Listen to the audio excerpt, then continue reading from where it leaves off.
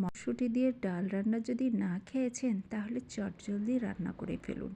এই ডালটা খেতে কিন্তু ততটাই সুস্বাদু হয়। শীতের সবজি, বুঝতেই পারছেন টেস্টটা কী ধরনের হতে পারে, মারাত্মক সুন্দর হয়। আসসালামু আলাইকুম, আমি রাজিয়া খানস ফ্যামিলির রান্নাঘর থেকে চলে এসেছি আজকে মটরশুঁটি দিয়ে কিভাবে ডাল রান্না করবেন সে প্রসেসটা নিয়ে।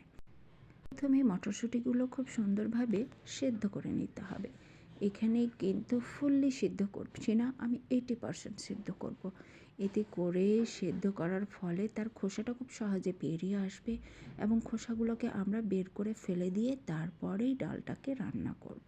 দেখতে পাচ্ছেন আমি কিভাবে সুন্দরভাবে কিন্তু ছেঁকে শুধু গরম পানি থেকে ঠান্ডা পানিতে দিয়ে দিচ্ছি। এতে করে মটরশুঁটির কালারটা নষ্ট হয় না, সবুজ কালারই হয়ে থাকে। দেখলেই বুঝতে পারবেন এখানে কিন্তু আমি ফ্রিজার পানি ব্যবহার করেছি। আপনারা একটু খেয়াল করলে বুঝতে পারবেন যে কত সুন্দর কালারটা, দেখে মনে হচ্ছে টাটকা অবস্থাতেই রয়েছে, সেদ্ধ হয়েছে বোঝাই যাচ্ছে না। এতে ডালের কালারটাও খুব সুন্দর আসে। বুঝতেই পাচ্ছেন কত সুন্দর গ্রিন কালার হয়ে আছে। এই পর্যায়ে আমরা কিন্তু ঠান্ডা পানিতে দিয়ে দিয়েছি। দেখুন একেবারে টকটকে সবুজ কালার হয়ে আছে।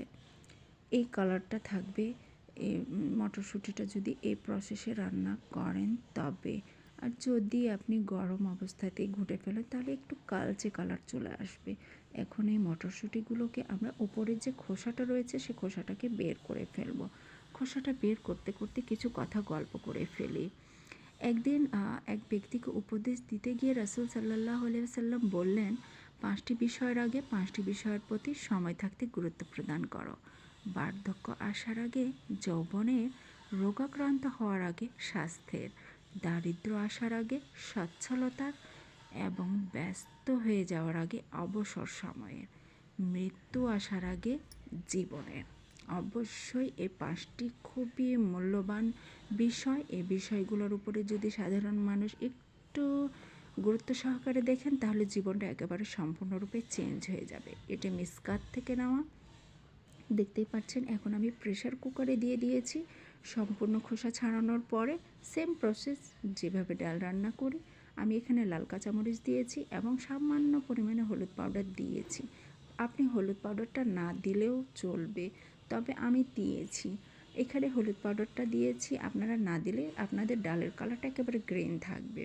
এবং আর এক পাশে আমি পেঁয়াজ খুব সুন্দরভাবে ব্রাউন করে নিচ্ছি। এখানে দিয়ে দিচ্ছি কিছুটা গরম মশলা, একটা মাত্র শুকনো মরিচ দিয়েছি। আপনারা যদি ঝাল বেশি পছন্দ করেন তবে আরও একটু বাড়িয়ে দিতে পারেন, যেহেতু এখানে কাঁচামরিচ, শুকনো মরিচ এবং শেষ মুহূর্তে গোলমরিচের গুঁড়োটাও ইউজ হবে। এই কারণে আমি অল্প অল্প করেই দিয়েছি যাতে করে ঝালটা ব্যালেন্স হয়ে যায়।